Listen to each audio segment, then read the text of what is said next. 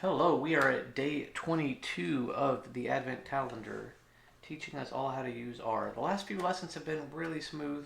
I hope you've been following along, no problem. Let's hop right into day 22 and see what we've got going on. As usual, I have jumped ahead in the last video and spoiled some of the stuff we're going to talk about today, which is customizing the plot. That's alright, we'll go through it again.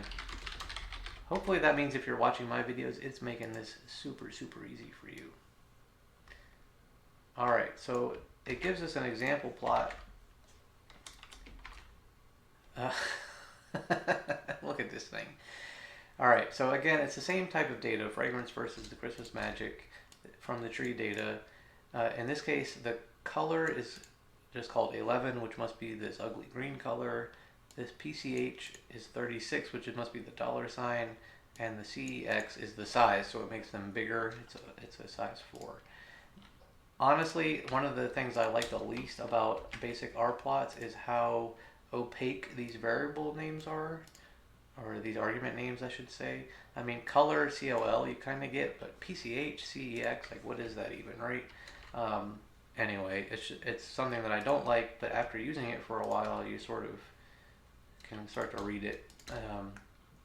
Like I said, I encourage you to look into ggplot2. Perhaps we'll do that later on. So let's change this plot a little bit. Again, this is just the code from the instructions. In this case, the CEX is 1.5. That's going to make it smaller, but not as small as a default. It'll be slightly bigger than default. BG, I imagine, is background, and then the PCH will be a different symbol. And we're also going to change the X label and the Y label. Let's just run it, see what we get. Right, so now we've got this sort of diamond shape. We can see that the X and Y labels now say Christmas Magic and Tree Fragrance like they expect. And it just looks like a little bit of a nicer plot. And again, we can add the line back on using AB line like we did before. And we get that black line through the middle. I kind of showed earlier how we can use AB line. Like if we wanted to make it a very Christmassy plot, we could make the color green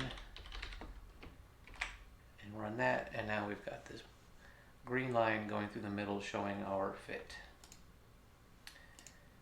And so, like the instructions say, there are a whole lot of ways you can customize these plots. You can spend hours and hours customizing a single plot.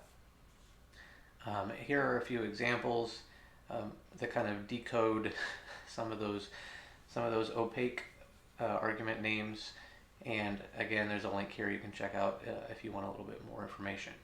But that's at least some basic information on how to start customizing these basic R plots to make them look a little bit nicer, a little bit more visually appealing. All right, that's all for today.